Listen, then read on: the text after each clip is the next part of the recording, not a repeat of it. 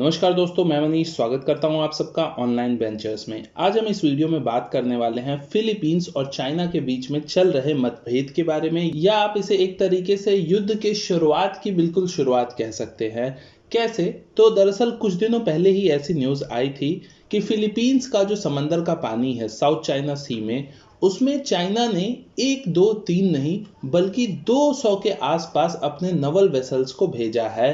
Philippines का यहाँ पे ये क्लेम है कि चाइना के जो 200 वेसल्स उसके पानी में आए हुए हैं, वो 200 वेसल्स, जैसा कि चाइना का कहना है कि वो फिशिंग बोट्स हैं, लेकिन फिलीपींस का ऐसा मानना है कि वहां पे फिशिंग बोट्स के अलावा भी कुछ ऐसे भी बोट्स हैं जो कि चीन की मिलिट्री से संबंधित हैं।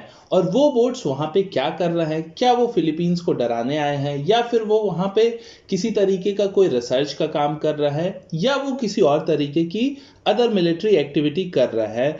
ये चीज तो बेहतर चाइना ही जानता होगा, लेकिन फिलीपींस का इल्जाम यहाँ पे ये है कि चाइना के कुछ मिलिट्री बोट्स भी वहां पे मौजूद है फिशिंग बोट्स के साथ साथ। और बेसिकली साउथ चाइना का ये जो पॉइंट है जहां पे चाइना के 200 के आसपास के वेसल्स मौजूद हैं, इस पॉइंट को कहा जाता है वित्सन रीफ। और ये जो वित्सन रीफ का इलाका है, यहाँ पे फिलीपींस क्यों थोड़ा सेंसिटिव महसूस कर रहा है चीजों को लेके? क्योंकि इंटरनेशनल लॉज के मुताबिक जहां भी किसी देश की जमीनी सीमा खत्म होती है, वहां से लेके अगले 200 नॉटिकल माइल्स, या फिर आप इसे 321 किलोमीटर कह सकते हैं, 321 किलोमीटर तक जो पानी होता है समंदर का, उस पे उसी देश का एक्सक्लूसिव अधिकार होता है जिस देश की जमीनी सीमा से वो पानी सटा हुआ है। तो 321 किलोमीटर तक का जोन उसी देश का होता है, और इसे बेसिकली हम कहते हैं एक्सक्लूसिव इकोनॉमिक जोन। तो ये इंटरनेशनल लॉ है और हर देश के लिए अप्लाई होता है। भारत के लिए भी इसी तरीके से लॉज हैं जो कि अप्लाई होते हैं। सिर्फ श्रीलंका वाले पोर्शन को छोड़ के बाकी सारे जगह 200 नॉटिकल माइल्स का जो क्षेत्र है वो भारत को मिला है, और ऐसे ही हर देश को मिलता है। लेकिन चाइना का यहाँ पे जो क्लेम है वो बिल्कुल ही अलग है। और चाइना का ये जो क्लेम है, ये ऐसा नहीं है कि सिर्फ फिलीपींस के साथ है, बल्कि फिलीपींस के साथ, मलेशिया के साथ, ब्रूनी के साथ, ताइवान के साथ, सबके साथ इनके डिस्प्यूट साउथ चाइना सी में इसी चीज को लेके है। क्योंकि चाइना का जो क्लेम है वो आपको इस मैप में दिख सकता है कि ये जो ब्लू लाइन वाला क्लेम है, ये एक्चुअल में वो क्लेम है जो कि होना चाहिए फिलीपींस के अकॉर्डिंग। लेकिन चाइना आप देखिए कि इनका 60% से ज्यादा हिस्सा मानता ही नहीं है कि वो फिलीपींस का हिस्सा है, और चाइना का कहना है कि ये जो रेड लाइन वाला एरिया है, इस एरिया पे फिलीपींस का अधिकार है। तो आप देखिए कि जो एक्चुअल में अधिकार है फिलीपींस का, उसका 60% एरिया हटा के चाइना मानता है कि ये एरिया फिलीपींस का है और ये इंटरनेशनल वाटर है। चाइना इस तरीके का मानता है या इस तरीके की हरकत करता है, इस तरीके का पहले वो ब्लेम करता है कि ये एरिया आपका है नहीं, फिर वो वित्सन रीफ के एरिया में, जो कि आप कहिए कि जो ब्लू लाइन और रेड लाइन है उसके बीच का पार्ट है, यानी आप कह सकते हैं कि चाइना ये समझता है कि वो पानी जहां पे वो अभी है वित्सन रीफ पे, वो एक इंटरनेशनल वाटर है। लेकिन फिलीपींस ये समझता है कि वो उसका पानी है, जो कि सही भी है।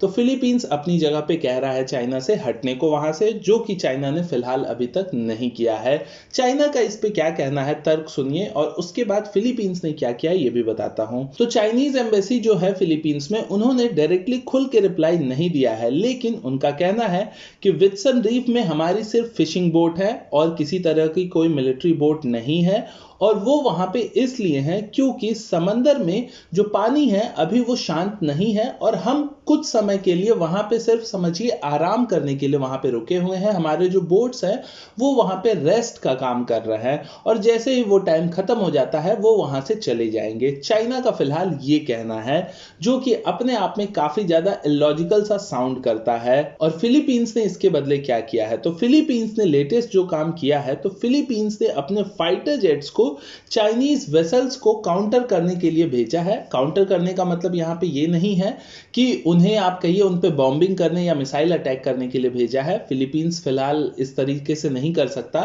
तो उसको भेज के फिलीपींस यहाँ पे चाइना को एक संदेश देना चाहता है कि अगर वो वहां पे आके किसी गलत तरह की एक्टिविटी करते हैं, तो फिलीपींस अपने फाइटर जेट के थ्रू अगर वो पीछे नहीं जाते हैं तो अटैक भी कर सकता है। यहाँ पे फिलीपींस का मैसेज ये है। साथ ही साथ फिलीपींस के जो डिफेंस सेक्रेटरी हैं डेल्फिन लोरेंजाना, इनका ये भी कहना है कि जो फिलीपींस का एयर और सी असेट्स है, यानी कि जो इनकी एयरफोर्स है और इनकी नेवी है, वो फिलीपींस की सॉवरेनिटी को पूरी तरीके से प्रोटेक्ट करेगी, चाहे उसके लिए उन्हें कहीं भी जाना हो। तो आप देखिए कि किसी डिफेंस सेक्रेटरी का इस तरह का स्टेटमेंट, और उसके बाद भी चाइना की ओर से कोई आप कहिए कि ठोस कदम अभी तक नहीं उठाया गया है। और चाइना का ये कहना है कि हमारे वेसल्स वहां पे रेस्ट कर रहे हैं।